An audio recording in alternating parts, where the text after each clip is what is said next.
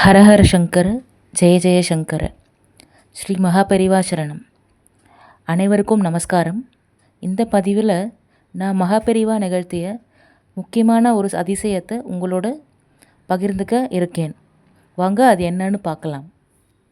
ஒரு காலத்தில் பெரியவா தமிழ்நாட்டின் கிராமங்களை தரிசனம் செய்து கொண்டிருந்தார். அந்த சமயம் கோடைக்காலம், வெயில் கடுமையாக இருந்தது.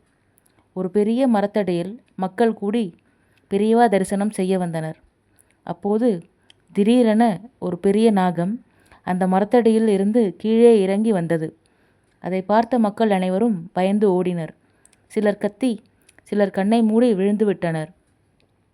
ஆனால் மகா பெரியவா மட்டும் அமைதியாக கம்பளத்தில் உட்கார்ந்திருந்தார். அந்த பாம்பு மெதுவாக வந்து பெரியவா முன் தலையை உயர்த்தியது. எல்லோரும் அதிர்ச்சியுடன் பார்த்து கொண்டிருந்தனர். பெரியவா பாம்பின் கண்களை நேராக பார்த்து, "அடி, நீ போய் உன் பாதைக்கு போ, மக்களுக்கு பயம் கொடுக்காதே" என்று மெதுவாக சொன்னார்.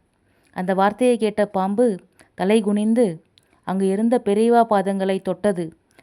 சுற்றி வந்து அழகாக பக்கத்து காட்டுக்குள் சென்று மறைந்து விட்டது. மக்கள் அனைவரும் ஆச்சரியத்துடன், இது சாதாரண விஷயமில்லை, பெரியவா பரமேஸ்வரரின் அவதாரம்தான் என்று உணர்ந்து கண்ணீருடன் வணங்கி நின்றனர்.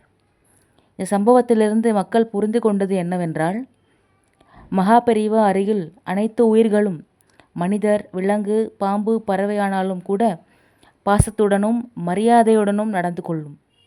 அவர் அருகில் பயம், அபாயம், துன்பம் எதுவும் இருக்காது. இயற்கையே அவருக்கு அடங்கி இருந்தது. ஹரஹர சங்கர, ஜெய ஜெய சங்கர. மீண்டும் இது போன்ற ஒரு அழகான பதிவில் சந்திக்கிறேன். நன்றி.